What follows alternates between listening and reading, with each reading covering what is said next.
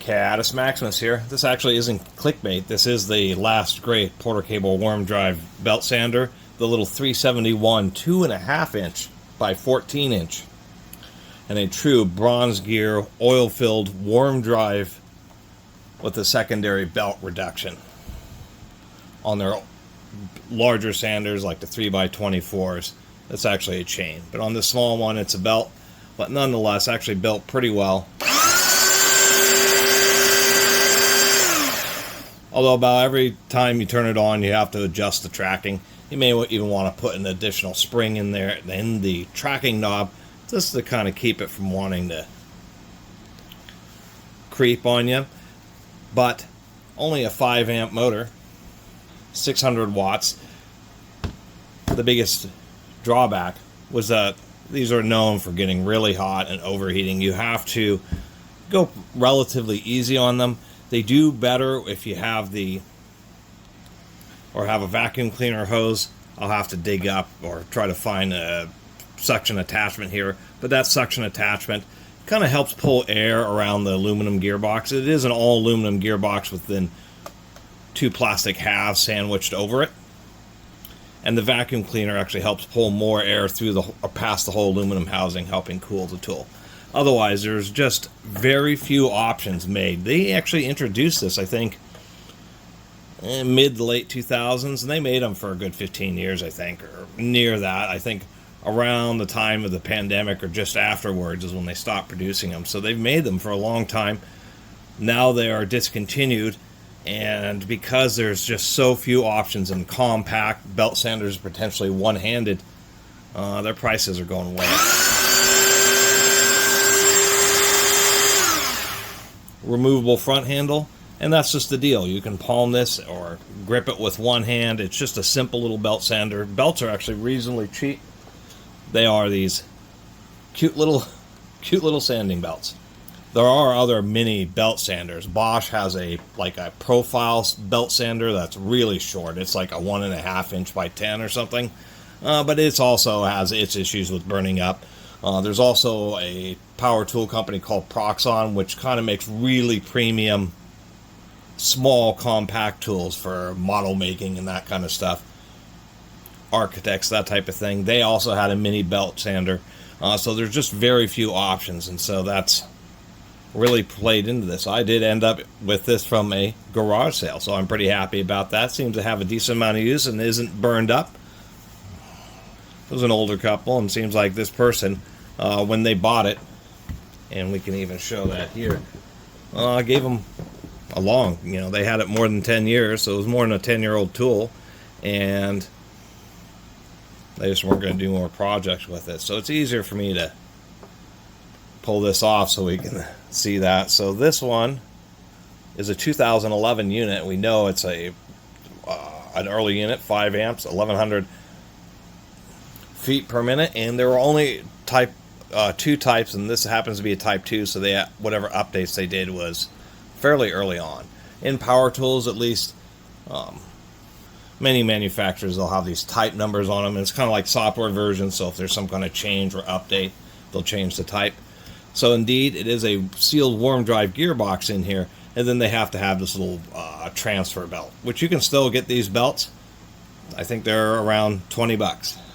And they're super easy to replace. People seem to have complications, but you just hold the sander down, and you actually pull on the sander belt itself, and kind of get a little space for your thumb, and all you have to do is just pull up on this belt. It's a multi-rib belt, and you can just pull up and get it to derail one rib at a time, and you just work one belt off, work the other belt on.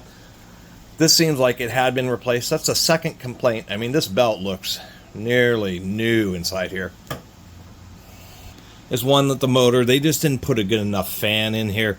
There just isn't enough airflow to really work it hard. That's the real crux of the issue, and the real shame is that they needed just a bigger fan. But it was kind of balanced with the amount of power that it could really, effectively deliver through a tiny little belt like a 2.5 inch by 14. But the other issue is if you really put too much pressure on it, then you'll get the belt will start to skid. This whole thing is indeed all ball and needle bearing construction. I guess one thing I gotta show in here is they also have a nice little upgrade. And that upgrade is, you know, with a sander like this, you're really promoted to want to move it side to side, kind of like a palm sander, and so that really causes issues with the belt jamming back and forth. So inevitably you will get some catch on the frame there. But they were really thinking, so we can, if I get a little bit more light, what we have there is you can see that it looks like there's a couple little white squares. That's zirconium oxide wear plates, which is extremely rare to see on a sander. Usually they have a steel plate that's just screwed in from this side, and it's just a wear bar, like a 1/4 inch or 5/16 thick steel bar that acts as that guide. But on this little guy, I think the thought was that the slot is so narrow that it would have been so likely for the belt to really want to walk one side or the other that they were better off just putting on, once again, little, we do have directions, little ceramic wear plates would be just much better. I don't think they're replaceable, but they're harder than aluminum oxide. The more premium zirconia sandpaper, that's what the zirconia is, and still will be pretty wear resistant for against silicon carbide. As far as my understanding, it's only lap sanding belts that have a directional arrows. It's just all sand belt stock, since this is made in big giant sheets. All has directional arrows on it, because on the cheaper ones they do lap, where they actually cut it and then put the edge over the top of the other piece and then glue it together. Those you do have to pay attention so that you're not going against that lap joint. But when it's a tape joint, it has no idea whether you're actually moving forward or backwards. But I still tend to put them on with the right arrows.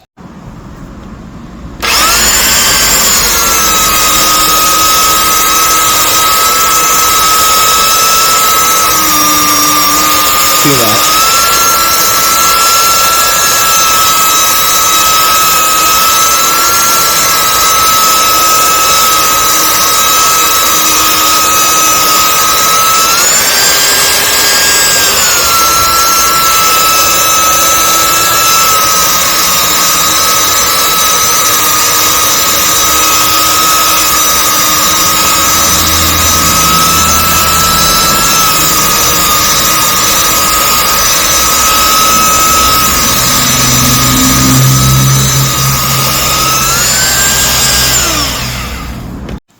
So before we take a quick look inside, the only other thing to say is the entire side of the sander is totally flat and flush with the support platen. But they put this little rib here like a guard, and a lot of people will sand this guard off because they kind of, part of the point of, or the advantage of the sander is you can adjust the tracking of the belt so it's hanging off a little bit, and without this rib you can get right up into the corner, right up against the corner of a surface. So people are kind of puzzled. I mean, this rib was put here to ostensibly just to kind of add a little bit of protection to this when it's sitting on its side, but it inhibits you from getting right into a corner. So a lot of people remove that. Let's take a look inside. This will actually be the second time, because I forgot to hit record the first time. All right, here we are with the big reveal. And so this is what makes it the last of the great Porter cable sanders. So it's an all aluminum frame with the worm drive, fixed motor housing that's attached directly to the frame. You could actually run this without either half of the plastic housing, so it's just a housing wrapped around it. Even though it's a plastic motor housing, it's still pretty nice. Once again, assembled in Mexico, but they are using US made bearings. We do have clock spring brushes. We can see that they're hardly any wear on there at all. It's just getting broken in. So sanders are one of those items where you can have ones that have just a moderate amount of wear on the outside, but you'll get inside and you'll find that they're like on their second set of brushes, the commutator is really gouged in deeply because they are run for significant periods of time versus drills and saws, which you use intermittently. And people tend to be a little bit nicer to things like belt sanders. So several times I've got belt sanders and they were basically at the end of their life. They didn't look that bad, they just had a lot of hours on them. Anyway, other than that, we have some kind of interesting baffle here. I assume it has a metal fan, and then that baffle is just to help send the air backwards. I also assume that's partially why it doesn't move quite as much airflow as it really ought to, although they're trying, because they're pulling air through the motor and then using the exhaust to try to cool the whole gearbox housing. But it's just so rare. They're so, I mean, even throughout portable power tool history, compact and mini belt sanders like Proxxon, I think Bosch, maybe a couple other companies throughout history had ones like this, but they just weren't very common to begin with. Now that this Porter cable is out of production, there just really isn't any other kind of replacement for it, so it's driving up the aftermarket prices. But it is cool to see just a metal frame, worm drive, Porter cable belt sander. This is the last one they ever designed and sold. When they first introduced this, I think they were still selling their commercial 500 series, what used to be the A3, but the production grade worm drive, like the 3x24s and stuff. But this was the last one that was essentially new engineering, so definitely a pretty cool sander. And it is built really well, and it can last a very long time. It's just the fact that they should have had a more aggressive fan system to really help keep it a little bit cooler. And once again, hooking up the shop vac also helps add a little bit of cooling. Not because it's actually pulling air past the motor. I should point that out.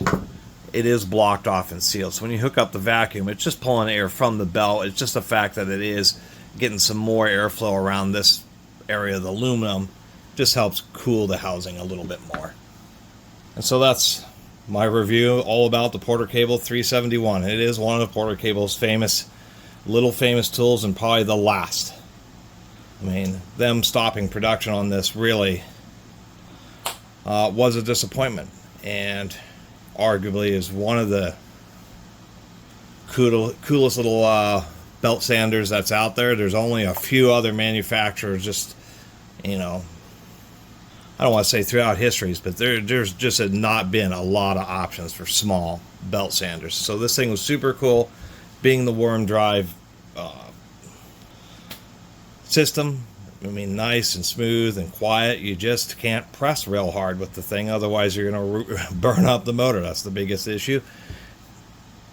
And it likes cooler temperatures, and just if you feel it getting too warm, you have to give it a break. That's probably the biggest caveat to this is a nice belt sander that will last a very long time. It wouldn't be considered continuous operation production. This is not the kind of tool that can handle being run for 2 or 3 hours at a time. You're going to have to get a little bit bigger of a belt sander, but for so many situations or a little bit more intermittent work,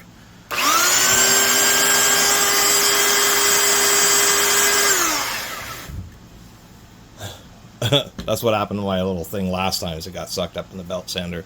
But there just isn't many options, and that's what makes this so cool, is you have decent material removal rates, and it's being able to use it in a horizontal position or even overhead, more awkward stuff, places where you have to get a little bit more reach, or even smaller areas inside cabinetry or something like that, where this little belt sander sets itself apart. And so it's so neat. I had one of these like 10 years ago before I sold my YouTube channel, but I ended up selling it, and I regret that. And many years later, another one finally came my way. I'll definitely make sure to hold on to this one, because they are super cool. Anyway, thanks for watching.